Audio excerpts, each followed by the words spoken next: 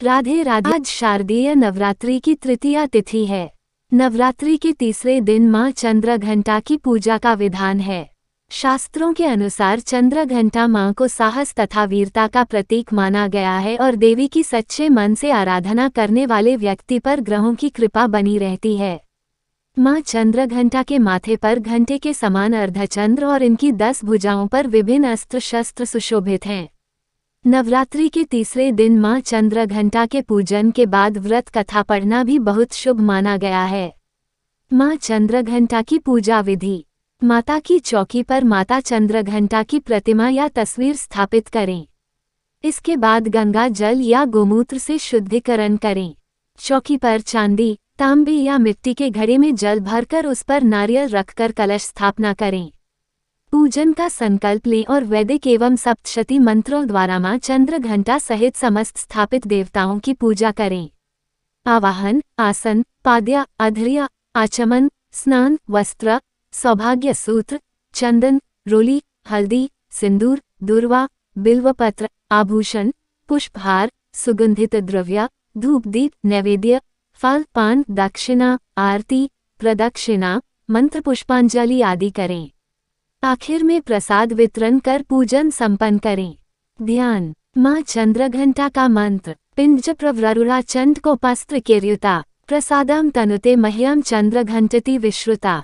मां चंद्रघंटा का पसंदीदा रंग। ऐसा माना जाता है कि देवी चंद्रघंटा को सुनहरा या पीला रंग पसंद है, जिसे आमतौर पर इस दिन के भक्तों द्वारा सजाया जाता है।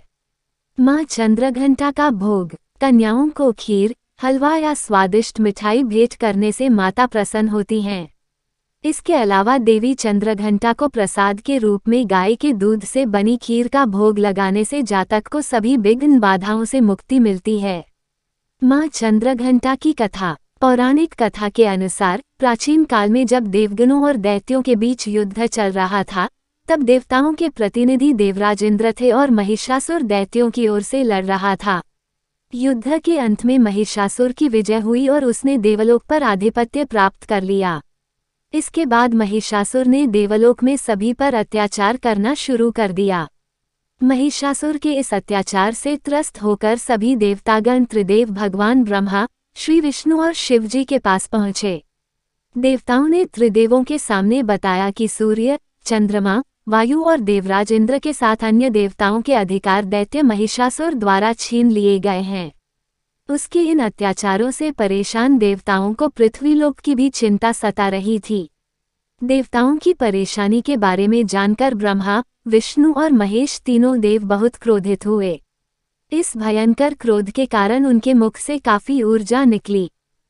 साथ ही सभी देवताओं के शरीर से भी ऊर्जा उत्पन्न हुई।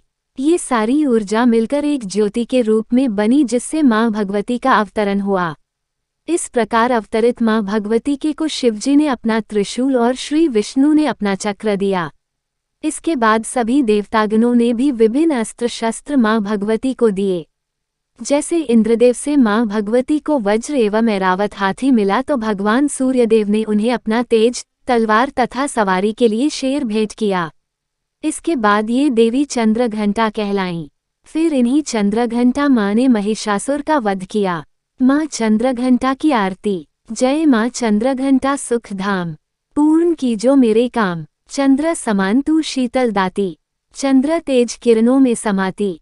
क्रोध को शांत बनाने वाली, मीठे बोल सिखाने वाली, मन की मालक मन भाती हो। चंद्र घंटा तुम वरदाती हो, सुंदर भावों को लाने वाली, हर संकट में बचाने वाली। हर बुधवार जो तुझे ध्याए, श्रद्धा सहित जो विनय सुनाया। मूर्ति चंद्र आकार बनाए, सन्मुख घी की ज्योत जलाएं। शीश झुका कहे मन की बाता, पूर्ण आस करो जगदाता। कांचीपुर स्थान तुम्हारा, कर्नाटका में मान तुम्हारा। नाम तेरा रटू महारानी, भक्त की रक्षा करो भवानी। ये थी संपूर्ण पूजा विधि मां चंद्रघंटा की। अगर आपको ये कथा पसंद आई तो चैनल को लाइक, शेयर और सब्सक्राइब करें। धन्यवाद।